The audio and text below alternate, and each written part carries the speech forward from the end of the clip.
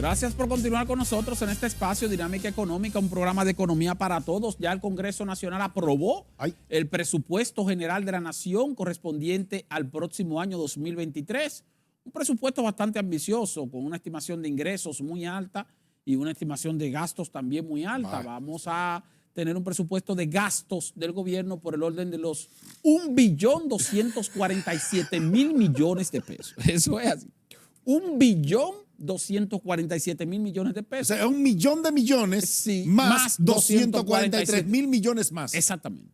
Eso es lo que se va a gastar. ¿Entendió la cifra? Ese es el gasto estimado del próximo año. Sí. Del año 2023. Hay una parte. ¿Y la parte financiera? ¿Los ingresos? ¿Cuánto se va a cubrir? Va a haber que tomar prestado un dinerito ahí, 200 y algo de miles de millones de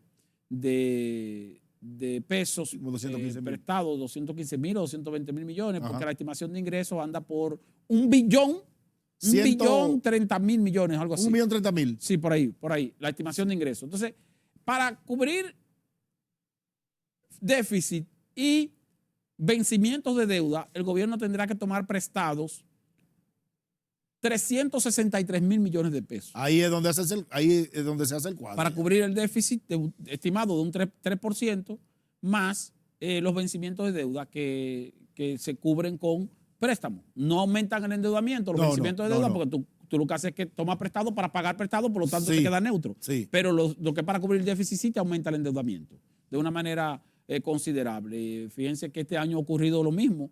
En lo que va de este año, la deuda del sector del gobierno, del sector público no financiero, ha aumentado en más de 4.000 millones de dólares de enero a octubre de este año. O sea, el aumento absoluto. O sea, en cuanto ha crecido la deuda, más de 4.000 millones de dólares, aunque con respecto al PIB se ha reducido a un 46.3, 47%. Algo que me llama la atención, Jairo, porque estamos hablando de una estimación de PIB que hace la autoridad fiscal, el Ministerio de Hacienda, está ubicando el Producto Interno Bruto en 113.000 millones de dólares. 113.000. Exactamente. Entonces dice, bueno, pero ¿y por qué? 113.000 millones de dólares, que es un crecimiento del PIB, del tamaño del PIB, de diciembre de 2021 a octubre de 2022, de un 19%. Entonces, si la economía está creciendo a un ritmo de 5.2, de acuerdo con el Banco Central, ¿cómo que tú me estás estimando un PIB, el tamaño del PIB, en un tamaño que supera en un 19% lo que teníamos hace menos de un año? Entonces, claro, cuando tú me dices, la deuda con relación al PIB sí es más bajita, pero yo te digo, sí, pero que tú me estás poniendo un PIB que es como muy alto. O sea, no sé, eso lo explicarán las autoridades monetarias, pero la estimación que se está haciendo de endeudamiento con respecto al Producto Interno Bruto, el PIB, es con base en un Producto Interno Bruto que me parece mucho más alto de lo que en realidad debería ser, tomando en cuenta el ritmo de crecimiento de la economía y tomando en cuenta el tamaño que tenía ese mismo PIB a finales del 2021. Bueno, pero ellos sabrán, ¿no? Habrá que ver, tú sabes que el PIB, o sea, los precios también influyen en que haya... Aunque el PIB sea más grande, aunque el crecimiento no sea, aunque el crecimiento del PIB no sea en la misma proporción, el precio hace que el tamaño en términos cuantitativos sea mayor. Sí. Ahora, el asunto del endeudamiento, Delgado, hay que ver si el gobierno va a seguir un poco yéndose, ¿cómo se llama esto? Emitiendo deuda interna, entendiendo que el peso es una moneda que se ha mantenido con cierta estabilidad. Pero está saliendo muy costosa la deuda interna. Sí, pero tomando en cuenta las políticas monetarias, restricción, las tasas de interés están subiendo, entonces la deuda interna al gobierno le está saliendo cara. Sí, el gobierno te está pagando una tasa de 13, 14% de pero de interés. Cuando tú dolarizas la tasa, hay que ver si equivale a lo que está pasando. Pero si el dólar se te mantiene estable, tú tienes una buena tasa. Aunque las tasas están subiendo también en el ámbito internacional, como quiera se consiguen tasas más bajas.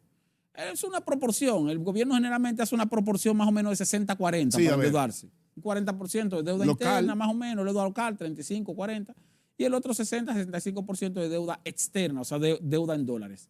Ahora, la política de endeudamiento, eso no hay posibilidad, ni que el 2023 ni el 2024 se reduzca.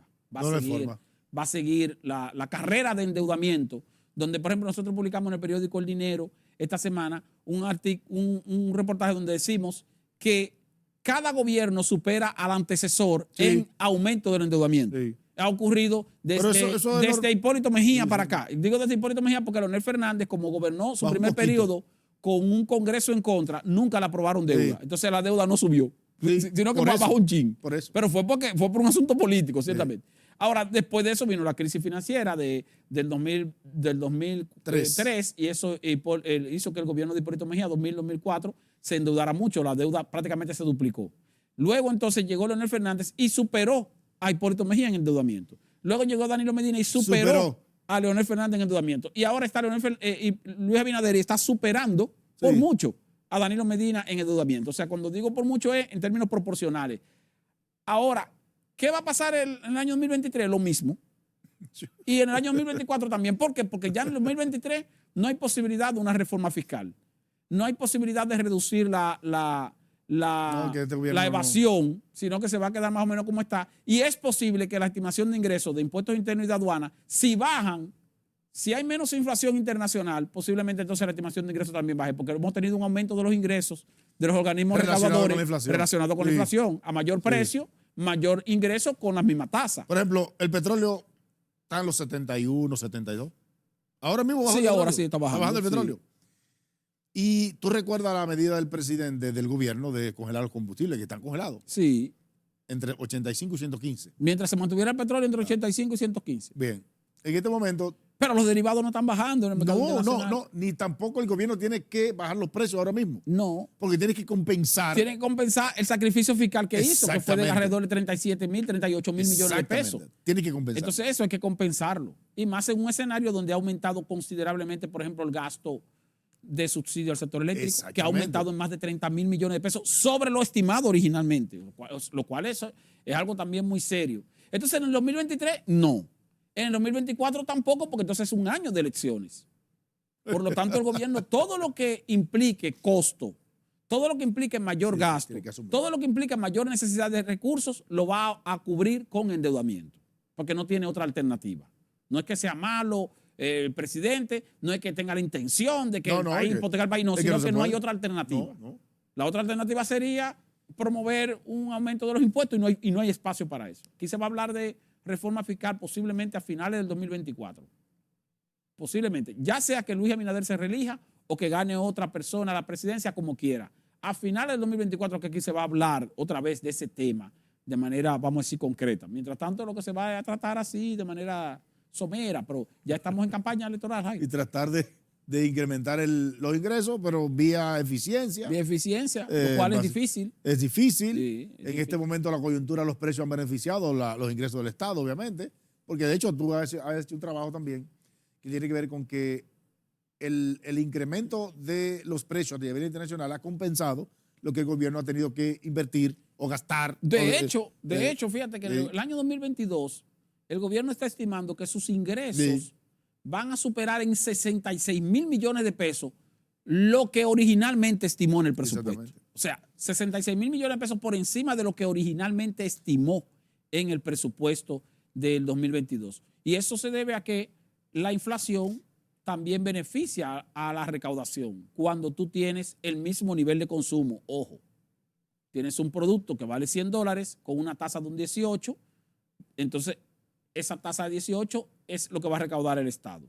Si ese mismo producto de $100 la gente lo sigue comprando, pero sube a 150, en vez de un 18 vas a cobrar por el mismo 18% de tasa, vas a cobrar entonces no $18, sino $23. Así es. Entonces eso ya 23 no, más de 23, 27. Sí. Eso te indica a ti entonces que con la misma tasa a mayor precio, si se mantiene el mismo nivel de consumo, el gobierno tiene mayor recaudación. Y aquí hemos tenido la suerte, si se quiere, de que el consumo interno no ha bajado. Como el consumo interno no ha bajado, se está importando tal vez en términos de volumen la misma cantidad y se está consumiendo en volumen la misma cantidad que se consumía antes, aún con un precio mayor. Pero fíjate que el Banco Popular anunció que recibió demanda de crédito por más de 10.000 millones de pesos. En un escenario de altas tasas de interés. Autoferia. Sí, la autoferia. O sea que fue lo que te indica que la gente sigue como quiera comprando, la gente sigue consumiendo. La gente no ha dejado de consumir por el hecho de que haya mayores precios. Y la construcción también, la gente está construyendo. Sí, la gente está construyendo. Entonces, la demanda interna no ha bajado en la proporción en que debió bajar, tomando en cuenta las medidas restrictivas que ha tomado la autoridad monetaria. Vamos a una pausa, Jairon, para regresar con el último segmento de Dinámica Económica.